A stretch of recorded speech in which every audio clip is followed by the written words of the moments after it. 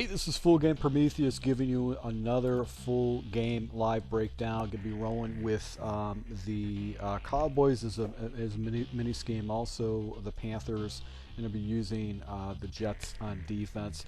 Want to give us some shout outs. Caesar Delgado, wow, I'm surprised more people don't run this. Super effective. That's a play out of the Raiders. And then I got Mr. Hollywood Havoc basically saying that the 3-3-5 wide is the weakest defense in the game, and basically the duo 26 misdirection plays and power O's will move the ball and basically destroy it. And I want to give a shout out to Hazim Brown. Great content. Thank you for not taking up 5 minutes for likes and subscriber bags. So I want to give a big shout out there. So I'm going to be using the Raiders. I think I'm going to start rolling with the Raiders from here on out.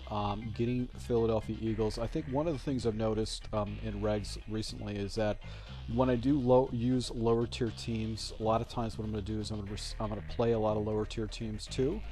So that's nice to basically not have to play against the Packers every single game. So you know, the disadvantage of it obviously is that the Raiders defense is not that great. And they've got some pretty good players on offense, but their defense is not that great. But using a 3-3-5 wide, basically the pinch blitz setup, and would be putting my guys in purples and either doing a QB contain or spy. Typically what I'll do is I'll do over the top coverage, pass commit, and then I'm going to do inside shading.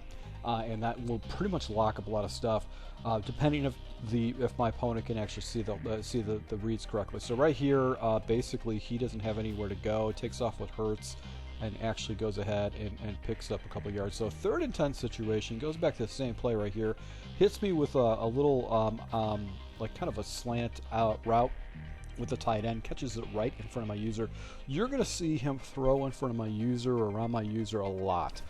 So this guy actually he's got a ton of games underneath his belt with a Philly guy, with the Philadelphia Eagles. He's a Philly person. Nice little underneath shot right here with the running back.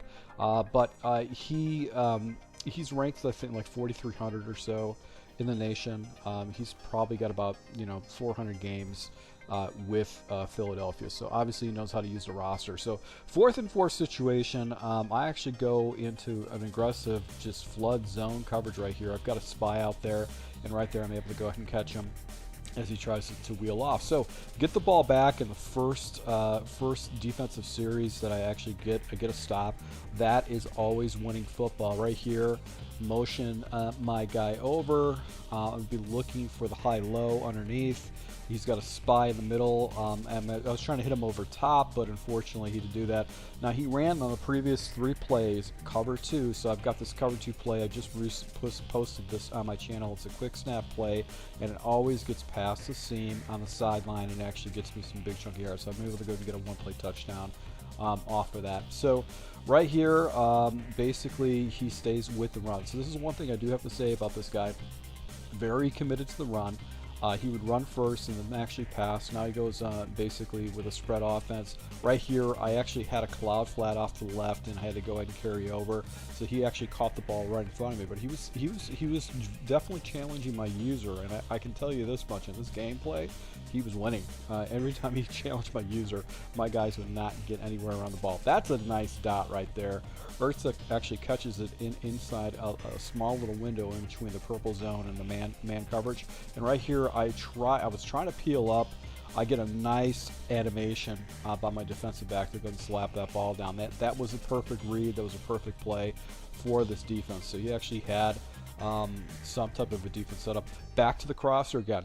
He was just killing me with those crossers with his tight end. So you'll see me, I put a yellow zone over here to see if I can get someone to drop into that. And he actually has a little crosser right here.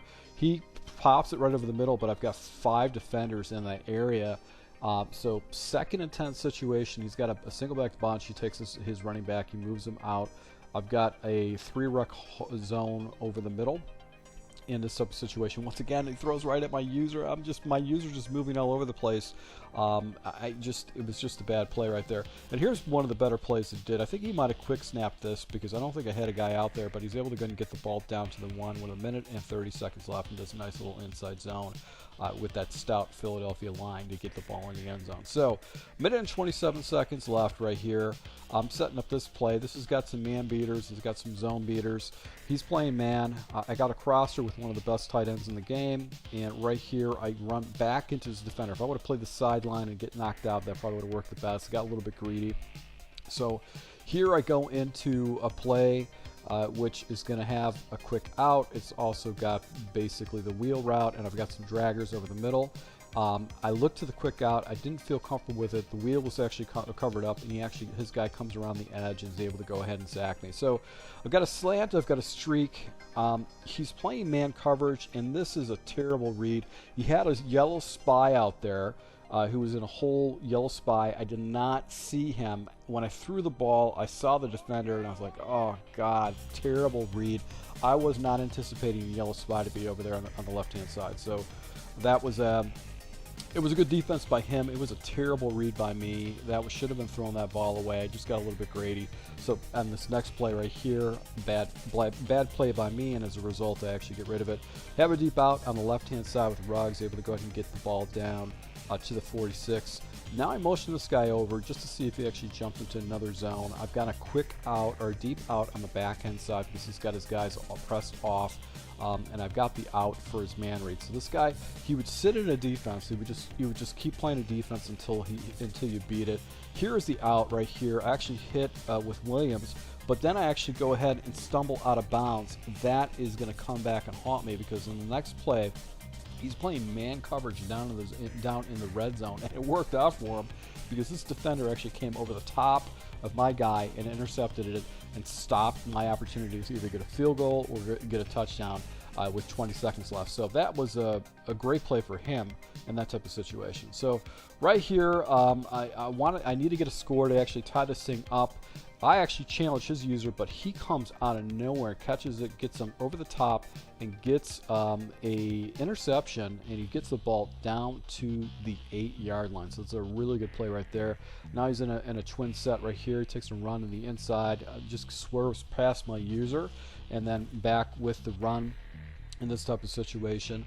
3rd and goal situation, he's got a very heavy front. I'm going to go with an aggressive A-gap blitz, and actually he throws into a flat defender, and actually the defender comes up and plays the ball correctly, and he settles for 3. So that was a huge win based on me giving the ball back up in his territory. I'm down by 2 scores, 3 minutes and 40 seconds left, plenty of time, because I did get a stop previously, but I'm feeling a little bit pressured right now. So this play is kind of a glitchy play. This is something that I featured with my patrons, and I was actually trying to streak up my O-wide receiver, but EA wouldn't do that. I probably could have popped that, but I like the crosser over the middle a little bit more consistently. I was concerned about getting spied. Now Ruggs off the left, no defender out there. He actually had a pressed. Ruggs is able to go ahead and get around his safety and take it in the house. Down by 3 points, 17-14. Ruggs with the speed, man. I'm not used to having that blazing speed where you can just run right past guys. That's why I can see why a lot of people like to use the Chiefs online, because you got the Tariq Hills out there. So this is a really good run right here. I had no block shots going on. I actually had my line shifted off to the right side, and they just that running back just barreled right through. Right here, I basically had this locked up. Look at this animation. Defensive back actually goes ahead and picks it off and takes it for 6. So this is just an ugly game. We're throwing interceptions left and right. My defense finally locks up for me and gets a big play. So up 21-17, ball is back into his hands right here, and basically he stays with the run. Like this guy's patience. He didn't bail on the run, and the run is basically what he sets up his entire offense with. He's got a crosser on the backside right here. He's going over the top. He takes a shot up top. Make right read. Bad ball. So that's one of the advantages of playing with against teams that don't have really great quarterbacks, because if that was Patrick Mahomes, Brady, whoever, those guys are completing that pass, and that would have been a touchdown. So right here, I actually hit him with an aggressive blitz with the cover 2. back at it again. I'm actually going with basically man coverage out here. I think I'm going to spy up my outside defender, and I've got basically purples out there. I'm going to force him to make reads with this 4th and 12. He's going over the top coverage, and right here he actually throws into coverage, and I get a nice little stop on down. So the wheels are falling off. He was up 17-7. Now it's 21-17. I've got the ball back. I can get 3 points to stay up a full solid score. He run commits. The deep corner by Ruggs once again is wide open. I'm able to go ahead and get it in the end zone. 28-17. So I'm in control of the game right now. He's got a full minute left in the clock, but he's not going to be doing very well.